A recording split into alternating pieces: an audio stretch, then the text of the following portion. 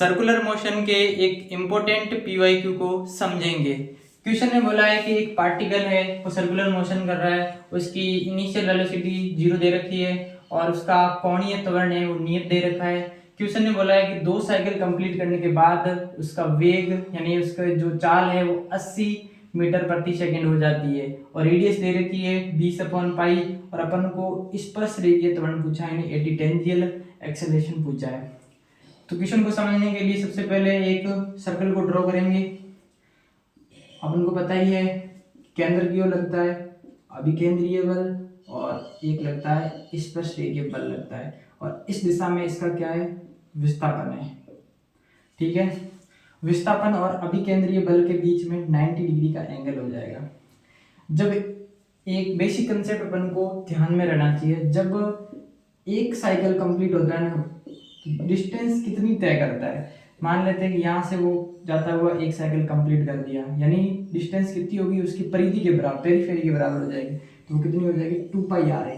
और क्वेश्चन में कितना बोला है कि 2 साइकिल कंप्लीट करनी है, तो 2 साइकिल में दूरी कितनी हो जाएगी डिस्टेंस, तो 2 साइकिल में हो जाएगी 4 पाई आर। ये आप ध्यान रखना, इसको अपन डिस्प्लेसमेंट भी ले सकते हैं एफ टी के लिए क्योंकि ये दोनों 0 डिग्री एंगल पर घूमेंगे आपस में। इस क्वेश्चन में फाइनल वेलोसिटी दे रखी है, इनिशियल वेलोसिटी दे रखी है, तो मैं तो एक ही सजेस्ट करता हूँ कि कार्य ऊर्जा पर में फिजिक्स में हर जगह लगता है, तो W ऑल यानी सभी बलों द्वारा किया गया कार्य हो जाएगा चेंज इन काइनेटिक एनर्जी के बराबर होता है। ये इंपॉर्टेंट है, आप इसको ध्यान में रखेंगे। तो इसमें कार्य किस किस बल द्वारा हो रहा है, एक हो रहा है अभिकेंद्रीय बल द्वारा और एक हो रहा है स्पर्श रेखीय बल द्वारा। तो W हो जाएगा Fc और WFT बराबर चेंज इन काइनेटिक एनर्जी हो जाएगा V फाइनल का स्क्वायर और माइनस हो जाएगा 0। इनिशियल क्या वेलोसिटी दे रखी है 0 दे रखी है।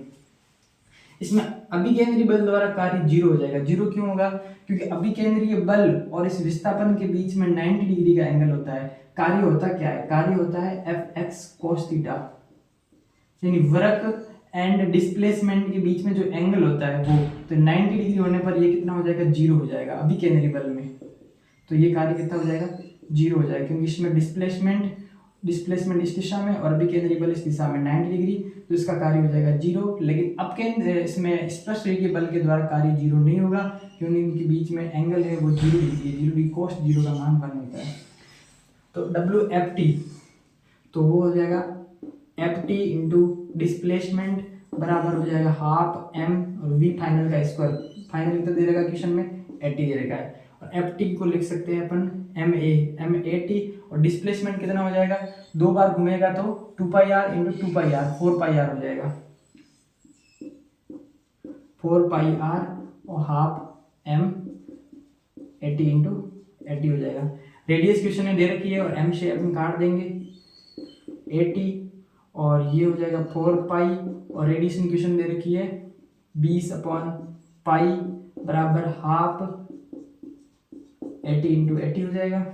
ये 4 2 8 कट जाएगा, 0 से 0 कट जाएगा, पाई से पाई कट जाएगा और ये बच जाएगा 40।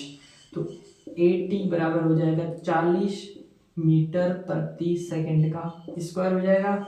सबसे इम्पोर्टेंट क्वेश्चन है और इसके रिपीट होने के चांस बहुत ज़्यादा है और एनसीईआरटी में इस कंसेप्ट के बेस पर बहुत सारे क्वेश्चन दे रखे हैं कि कार्य होता है कार्य।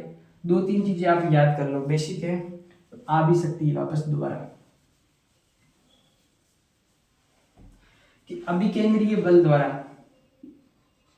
कार्य होता है वो होता है 0 होता है, ऑलवेज 0 होता है सर्कुलर मोशन में।